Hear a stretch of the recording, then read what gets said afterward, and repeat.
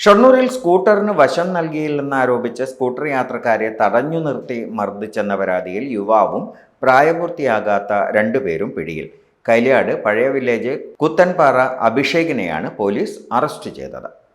ഇയാൾക്കൊപ്പം സഞ്ചരിച്ചിരുന്ന പ്രായപൂർത്തിയാകാത്ത രണ്ടുപേർക്കെതിരെയും പോലീസ് നടപടിയെടുത്തിട്ടുണ്ട്. കഴിഞ്ഞ 4-ന് രാത്രി 10:30ഓടെയാണ് സംഭവം.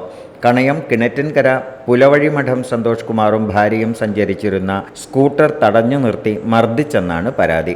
സന്തോഷ് കുമാറിന്റെ നെറ്റിയിൽ ഇടിക്കട്ട ഉപയോഗിച്ച് ഇടിച്ചു പരിക്കേൽപ്പിച്ചെന്ന് പോലീസ് പറയുന്നു.